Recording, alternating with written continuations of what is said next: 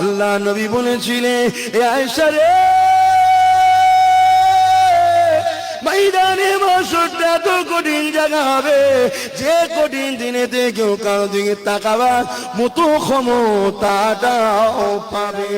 ওই দিনে একমাত্র তামাম কায়নাতে হযরত নবী মুহাম্মদ সাল্লাল্লাহু আলাইহি ওয়াসাল্লামের কথা চলবে। আরো চিৎকার দেওয়া মানফিকা উখরা ফাইযা হুম কিয়ামুন ইয়ানজিরুন, আবার সিংহায় ফু দিয়া খাবে। সেই দিন সবাইকে জমিনে তুলাবে। কোথায় তুলাবে? বিচারের দিন তুলাবে। ওই বিচারের দিনটা কেমন হবে? আল্লাহ আল্লাহ আল্লাহ আল্লাহ আল্লাহর জন্য দেশকে ভালোবাসবো, আল্লাহর জন্য দেশবাসীকেও ভালোবাসবো, আল্লাহর জন্য মানুষের সেবা করবো, আল্লাহ। তরুণেরা, এ নবী পাকের প্রেমিকেরা, ভুলে যেও না গো বাবা, বাপ চোখের সামনে দিয়ে চলে গেল, চোখের পানি ফেলে ফেলে ফেলে। মিনহা খালাকনাকুম ওয়া ফিহা নুঈদুকুম ওয়া মিনহা নুখরিজুকুম তারাতান উখরা বলে তো মাটি দিয়ে এলে।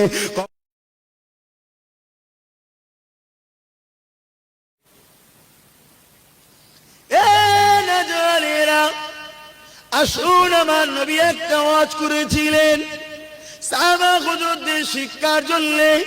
আজ সেই ওয়াজটা আমি আপনাদের কাছে করি, শুনুন। আল্লাহ সাহাবাদেরকে বলতে লাগলেন, এ বাবা সাহাবারা, যেদিন বিচারের দিন হবে, আল্লাহ তো বান্দাদেরকে উঠাতে থাকবে, বান্দীদের হিসাবের জন্য উঠাতে থাকবে।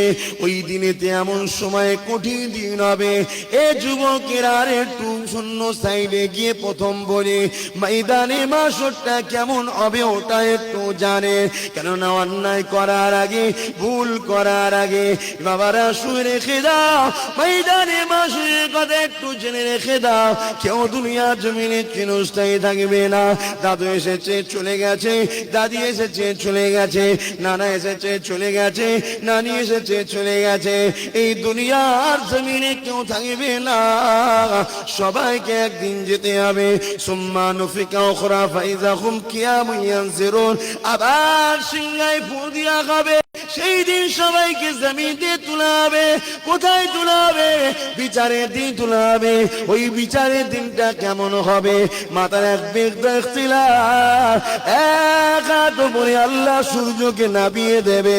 এ যুবকের রক্তের গরম দেখাও না, এ তরুণেরা হারাম কাজ করো না, এ আমার নবীর পাগলেরা গরিবদের উপরে জুলুম করো না।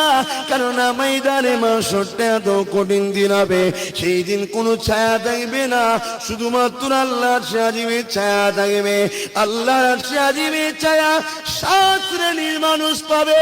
তার মধ্যে দিয়ে 1 শ্রেণীর মানুষ কারা?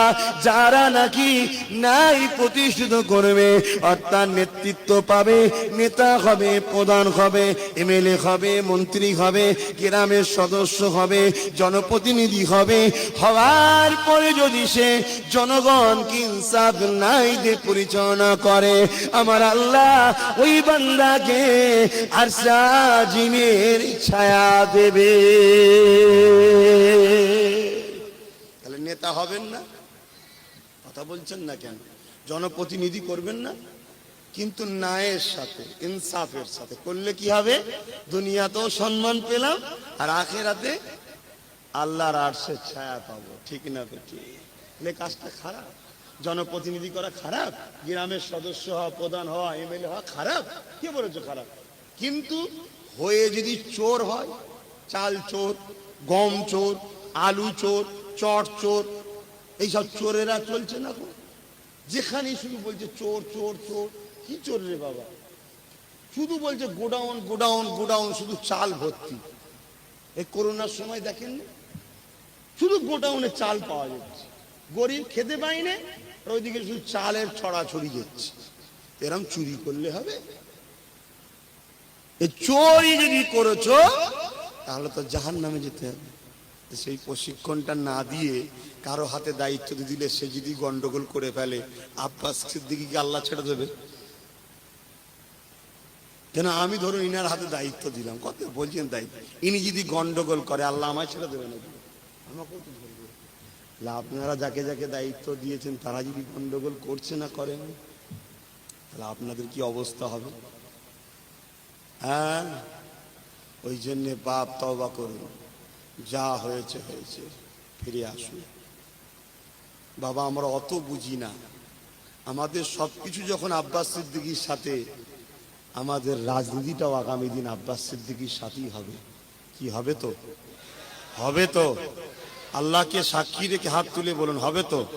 আমি কাউকে জোর করেছি? কাউকে জোর করেছি? আচ্ছা আমি চোখ মুজে আছি, আমি দেখবো না। হাত তুলেছেন? তুলেছেন, হাত নেবিয়ে দেন।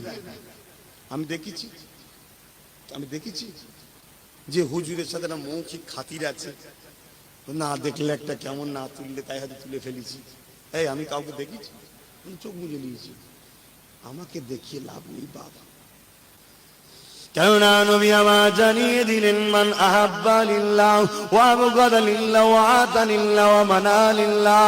এই দুনিয়া মানুষেরা বন্ধুত্ব করবে আল্লাহর জন্য, মহব্বত করবে আল্লাহর জন্য, আত্মীয়তা করবে আল্লাহর জন্য, আত্মীয়তা বিচ্ছেদ করবে আল্লাহর জন্য, দুশ্মনী করবে আল্লাহর জন্য, সবটা আল্লাহ আল্লাহ আল্লাহ আল্লাহ আল্লাহর জন্য। দেশকে ভালোবাসবো আল্লাহর জন্য, দেশবাসীকেও ভালোবাসবো আল্লাহর জন্য, মানুষের সেবা করবো আল্লাহর জন্য, হিন্দু ভাইকে বুকে নেবো আল্লাহর জন্য, দলিত আদিবাসী অসহায়কে সেবা করবো আল্লাহর জন্য। এ যুবকেরা, তরুণীরা, বাবেরা, যেটা আল্লাহর জন্য করা হবে ওটা নেকি হয়, গুনাহ হয়, নেগো সওয়াব হয়। তাহলে চুরি কি আল্লাহর জন্য করা যায়? শুনছেন তো?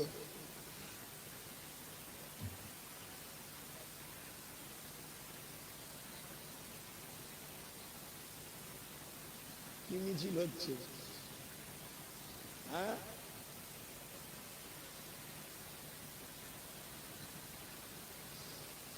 দেখো ভাই, আমাকে এমনি সবাই টার্গেট করে রেখেছে না।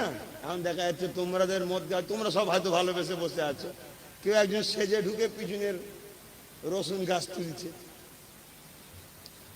চাষিওয়ালা এসে বলবে, দেখেছিস যেমন হুজুর তেমন মুড়িদ আমার রসুন গাছের ক্ষতি করে গেল। ওই জন্য ছেলেগুলো একটু করছে। তোমরা হয়তো তুলবে না, আমিও জানি, কিন্তু কেউ তো খারাপ থাকতে পারে, তাকে আমি চিনবো কি করে? তাই ছেলেগুলো একটু করছে। যে কত সমস্যা। তরুণেরা, এ নবী পাকের প্রেমিকেরা, ভুলে যেও না গো বাবা। বাপ চোখের সামনে দিয়ে চলে গেল, চোখের পানি ফেলে ফেলে ফেলে, মিনহা খালাকনাকুম ওয়া ফিহা নুঈদুকুম ওয়া মিনহা নুখরিজুকুম তারাতান উখরা বলে তো মাটি দিয়ে এলে। কখনো কি জানো কবরের জমিনে তোমার বাপের কি হচ্ছে না তো তুমি জানো না? মনে রেখে দিও, তোমার আম্মা চলে গেল, মিনহা খালাকনাকুম ওয়া ফিহা নুঈদুকুম ওয়া মিনহা নুখরিজুকুম তারাতান উখরা। তোমার আম্মা কবরে কি হচ্ছে তুমি তো জানো না। এ যুবকেরা, তরুণেরা, বাবেরা, সবাইকে কিন্তু একদিন একসাথে আল্লাহ দান করাবে। ওটা হলো ময়দানে মাশর। কারো পরনার কাপড় থাকবে না। আল্লাহ নবী সাহাবাদেরকে শিক্ষা দিতে লাগলো। এমন সময় আম্মা জান হযরত আয়েশা সিদ্দিকা রাদিয়াল্লাহু তাআলা আনহা পর্দার ভেতর দিয়ে সালাম দিয়ে বলতে লাগলে, ইয়া রাসূলুল্লাহ, ইয়া হাবিবাল্লাহ, হুজুর ময়দানে মাশরে কারো পরনার কাপড় থাকবে না, ছেলে মেয়ে একসাথে থাকবে, হুজুর কেউ কি কারো দিকে তাকাতাকি করবে না।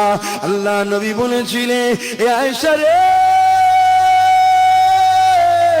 ময়দানে মাশরটা তো কঠিন জায়গা হবে, যে কঠিন দিনেতে কেউ কারো দিকে তাকাবার মতো ক্ষমতাটাও পাবে না। এ ছেলেরা, যুবকেরা, আব্বারা, ওই দিনে তোমার দাদার দাদাগিরি চলবে না, তোমার দিদির দাদাগিরি চলবে না, তোমার ভাইপোর দাদাগিরি চলবে না, কারো দাদাগিরি চলবে না। সবাই নফসি নফসি নফসি নফসি করতে লাগবে। ওই দিনে একমাত্র তামাম কায়নাত নেতা হযরত নবী মুহাম্মদ সাল্লাল্লাহু আলাইহি ওয়াসাল্লামের কথা চলবে। আরো চিৎকার দিয়ে বলো। কথা খারাপ লাগছে? আবার নওজোয়ান তরুণেরা, এ নবী পাকের প্রেমিকেরা, ময়দানে মাশহুরটা কেমন হবে যে বিষয়ে বলতেছিলাম। আল্লাহ নবী সাহাবাদেরকে আরো হজ করতে লেগেছে। নবী আমার হজ করতে করতে বলে, বাবা সাহাবারা ময়দানে মাশহুরেতে মাথার একটি লাখাত উপরে আল্লাহ সূর্যকে নামিয়ে দেবেন। এ নওজোয়ানেরা, এই যে বর্তমান সূর্যের তাপ, এই তাপটা আমরা সহ্য করতে পারছি না। গত বছর যে চলে গেল চৈত বৈশাখ মাসে এত গরম হয়েছিল, মাটির রোদে পাকে বেরোবার উপায় ছিল না। বর্তমান সূর্যের তো একটা মন কোটি কোটি কোটি কোটি মাইল দূরে আছে। সেই দিনে সূর্য মাথা এক বেগদা ইখতিলাফ, এক হাত উপরে আল্লাহ নামিয়ে দেবে। সূর্যের 12টা মুখ আল্লাহ করে দেবে, 12 গুণ তাপ বানিয়ে দেবে। এ নওজোয়ানেরা, এ যুবকেরা, ভাবো তো দেখি সেই দিন তোমাদের কি হবে দশা। মনে রেখে দিও, চুরি করা চোরকে সাপোর্ট করা, হারাম খাওয়া হারাম খুনকে সাপোর্ট করা। তুমি মসজিদ ভাঙো না ঠিকই কথা, কিন্তু তোমার পরে কেউ মসজিদে তালা মেরেছে, পাপের ভাগীদার কিন্তু তুমিও হবে। মনে রেখে দিও, সতর্ক হয়ে যাও, সাবধান হয়ে যাও, মিলেমিশে চলতে হবে। আসো বুঝিয়ে দিই কিভাবে চলতে হবে। সবটা ইসলামের সমাধান আছে গো। এই যুবকেরা, তরুণেরা, আল্লাহ নবী সাহাবাদেরকে বলতে লাগলেন, বাবা সাহাবারা, ময়দানে মাশহুরে এমনও ছেলে পাওয়া যাবে, এমন করে দেখা যাবে নিজের বাপকে জমিনে শুইয়ে দে, তার বুকের উপরে পা দিয়ে দাঁড়িয়ে যাবে। ময়দানে মাশহুরে এমনও মা পাওয়া যাবে, নিজের মেয়েকে জমিনে শুইয়ে দে, তার বুকের উপরে পা দিয়ে দাঁড়িয়ে যাবে। ময়দানে মাশহুরে এমনও ছেলে পাওয়া যাবে, মেয়ে পাওয়া যাবে, নিজের মাকে জমিনে শুইয়ে দে, তার বুকের উপরে পা দিয়ে দাঁড়িয়ে যাবে। শুনছেন তো? আওয়াজে বুঝছেন তো? সাহাবারা জিজ্ঞেস করছে, হুজুর এটা কেন হবে? জমিনে শুইয়ে দিয়ে বুকে পা দিয়ে, ছেলের বুকে বাপ, বাপের বুকে ছেলে, মেয়ের বুকে মা, মায়ের বুকে মা, মেয়ে পা দিয়ে দাঁড়াবে কেন হুজুর? আল্লাহকে ভয় করো যুবকেরা। দুনিয়াদারি করতে আল্লাহ নিষেধ করেনি, দুনিয়াদারির মধ্যে দিয়েই আখিরাতকে পাওয়া যাবে সেটা বলেছে। পরের মালকে নিজের মনে করে খেতে আল্লাহ নিষেধ করেছে, তের পরি করতে আল্লাহ মানা করেছে। তুমি নেতা হয়েছে, তের পর লোককে দান করো, কিছু বলবেন? বসো, একটু শরীক হন আমাদের সাথে। এতটুকু মনে রাখবেন, আলেম হাক্কানির সাথে কোনোদিন যদি বসে খানাও খেতে পারেন, কিয়ামতের দিন ওর ওসিলাতে ও জান্নাতে যাবে বহুত লোক। জোরে বলুন সুবহানাল্লাহ। আজ এখানে আমার সঙ্গে বসেছেন, যদি মনে করেন যে বাবা নবী তো দেখতে পাইনি, নবীর খানদানের ছেলে পেয়েছি, কিয়ামত দিন এটাও তো হতে পারে, পারে না পারে? বিশ্বাস মিলাই বস্তু তর্কে বহুত। আল্লাহ বহুত পাপ করেছি, কিন্তু নবীর ভালোবাসায় নবীর খানদান দেখেছিল, এসে বসে পড়েছিলাম। 100 জান্নাতের বাগানে বসেছি, আজকে যাবো না, আলাদা জায়গায় থাকবো না, আমাদেরকে এক জায়গায় করতে হবে। আল্লাহ এই দয়া রিকোয়েস্টটা করার সুযোগ হতে পারে না, পারে না? বিশ্বাসে মিলাই বস্তু তর্কে বহুদূর। যা আলোচনা করবো তার আগে যেটা বলছিলাম, ময়দানে মাশহুরের কথা। এ যুবকেরা, আল্লাহ নবী সাহাবাদেরকে বলেন, এ বাবা সাহাবারা, এইভাবে ছেলে বাপের বুকে, বাপ ছেলের বুকে, মা মেয়ের বুকে, মেয়ে মায়ের বুকে, এক কথায় যার যার উপরে ক্ষমতা চলবে তাকে জোর করে জমিনে শুইয়ে দিয়ে তার বুকের উপরে পা দিয়ে দাঁড়িয়ে যাবে। সাহাবা হুজুরা বলতে লাগলেন, ইয়া রাসূলুল্লাহ, হাবিবাল্লাহ, এই রকমটা কেন হবে? আল্লাহ নবী জানিয়ে দিলেন, এ বাবা সাহাবারা, ওই সূর্যের তাপে যে মানুষের মাথায় ক্ষীরগুলো লাগ দিয়ে গলে গলে পড়বে, জমিনটা পুরো লাল হয়ে যাবে, এই জমিনে দাঁড়াতে পারে পারবে না বাবা। এই জন্য তারা যে যাকে পারবে বুকের উপরে পা দিয়ে দাঁড়িয়ে যাবে। এই ময়দানে মাসুরে কি হবে উপায়? এই ময়দানে মাসুরেতে একটা বান্দাকে আল্লাহ পাক ডাক দেবে, এ বান্দার হিসাবটা দে। বান্দা আমলনামা খুলে খুলে খুলে খুলে দেখাতে যখন যাবে, ওই সময় বান্দা কাঁদতে কাঁদতে বলবে, ও রব্বি আল্লাহ, আপনি আমাকে গোপনে গোপনে জাহান্নামী করে দেন, আপনি আমাকে সবার কাছে লজ্জিত করবেন না। আল্লাহ পাক অনেক গুনাহ করেছি, অনেক পাপ করেছি, আপনি আমাকে গোপনে গোপনে জাহান্নামী করে দেন। আমাদের এখানে সব পাপ আছে না নাই? এই আমার আছে না নাই? তোমাদের লজ্জা লাগলে বাবা আমি বলছি আমার পাপ আছে। আমি মনে করি তোমাদের সবার থেকে বড় পাপী আমি মনে করি। কিন্তু আল্লাহর রহমত যখন জানি তখন আমি মনে করি আমার বাঁচার একটা রাস্তা আছে। লা তাকনাতু মির রাহমাতিল্লাহ, জোরে বলুন সুবহানাল্লাহ। নিরাশ হয়ে যাই না, আল্লাহর উপর ভরসা রেখেছি, মাফ তিনি করে দেবেন ইনশাআল্লাহ।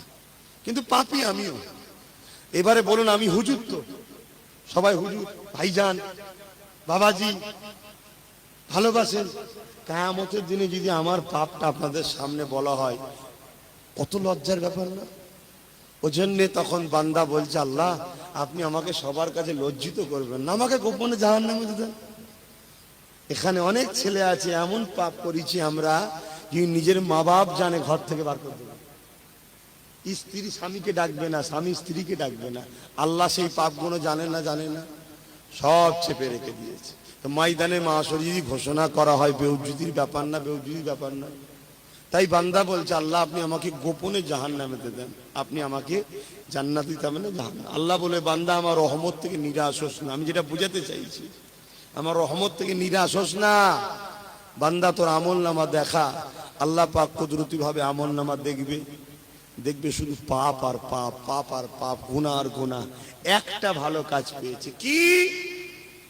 এক কঠিন গরমে রৌদ্রের সময় একটা পশুকে গাছ বাঁধা ছিল রোদে, সেই রোদে তাপেতে পশুটা জিভ বাইরে হয়ে গেছে পিপাসাতে। বান্দা নিয়ে যে ছাওয়াই বেঁধে পানি পান করিয়েছিল, আল্লাহ পাকের পছন্দ হয়ে গেছে, জোরে বলুন সুবহানাল্লাহ। আল্লাহ বলছে, বান্দা আমার একটা পশু, আমার সৃষ্টির উপরে তুই দয়া দেখিয়েছিস, দয়ার মালিক তো আমি কেন তোর উপর দয়া দেখাতে পারবো না? যা, আমার দয়াতে তোর গুনাহকে চেপে দিয়ে নাজাত দিয়ে দিলাম, জোরে বলুন সুবহানাল্লাহ। আজকে বলুন, মানুষকে ভালোবাসলে নাজাত আছে না নাই? তাই তো বললেন, আল্লাহ দয়া সে পাবে যে মানুষকে ভালোবাসবে। তাহলে হিন্দু হোক, দলিত হোক, আদিবাসী হোক, সাঁওতাল হোক, বাগদি হোক, যেই হোক, অসহায়কে আশ্রয় দিলে কিয়ামতের দিনে আল্লাহর রহমতের কোলে আশ্রয় পাবো, জোরে বলুন সুবহানাল্লাহ।